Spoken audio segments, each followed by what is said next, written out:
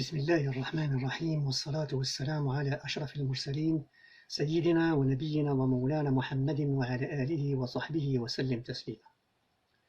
Chères sœurs, chers frères et chers enfants, Assalamu alaikum wa rahmatullahi ta'ala wa barakatuh.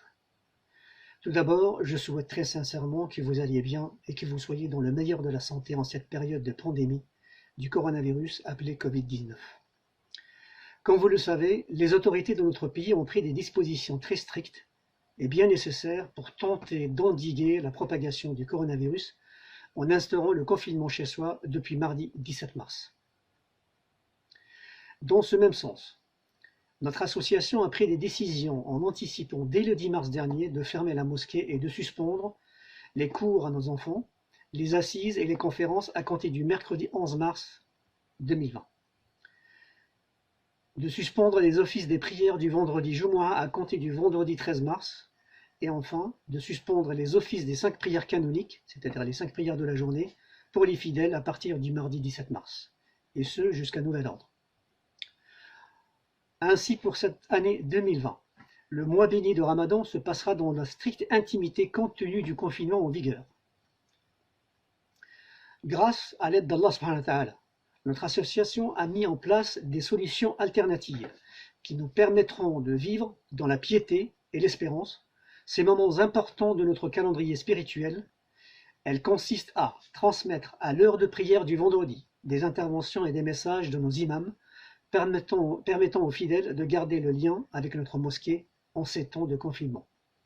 L'élaboration de la commission culte de notre association d'un programme riche où les fidèles trouveront sur le site officiel de l'association des lieux de ressourcement à travers les interventions orales ou écrites des différents chouyours, des récitations du Coran et des invocations.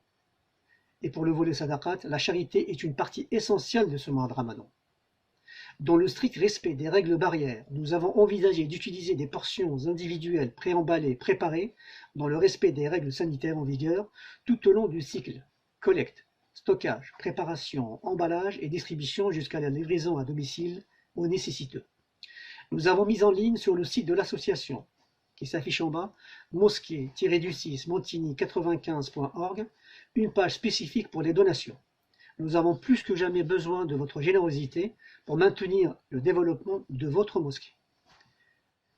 Pour l'école, nous avons jugé essentiel de veiller à entretenir les cours à distance à nos élèves pour la langue arabe et pour Hifz al-Qur'an. Nous avons choisi l'utilisation des moyens de communication de remplacement, notamment numériques, tels que l'application Zoom, en protégeant vos données informatiques.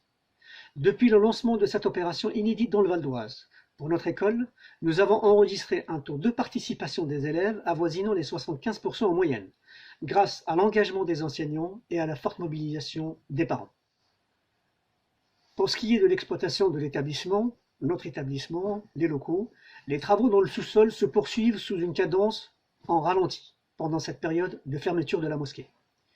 Il y a eu d'abord le nettoyage professionnel complet avec désinfection des moquettes et des tapis dans les 2 salles de prière du rez-de-chaussée et dans celle du sous-sol. La cuisine du sous-sol est carrelée, elle est nettoyée et prête à être exploitée pour assurer la préparation des repas de rupture de jeûne. Nous avons presque finalisé les sanitaires du sous-sol en carrelage et installation, notamment la zone d'ablution. Enfin, l'entreprise désignée pour l'installation du système de désenfumage, point important pour l'ouverture du sous-sol, cette entreprise attend la levée du confinement pour reprendre les travaux déjà commencés avant la crise. Par ce biais, il faut reconnaître les efforts de toutes les équipes impliquées dans le suivi et la réalisation des actions multiples pour notre association. Ce sont des femmes et des hommes discrets et engagés pour servir notre communauté avec humilité, respect, maîtrise et courtoisie. Enfin, chères sœurs, chers frères et mes chers enfants, à l'occasion de ce mois béni de Ramadan, Inch'Allah, je souhaite à vous toutes et à vous tous, ainsi qu'à tous vos proches, un bon jeûne, celui de la piété, de l'adoration, de la fraternité et de l'entraide. Ramadan al-Mubarak Karim, wassalamu alaikum wa rahmatullahi ta'ala wa barakatuh.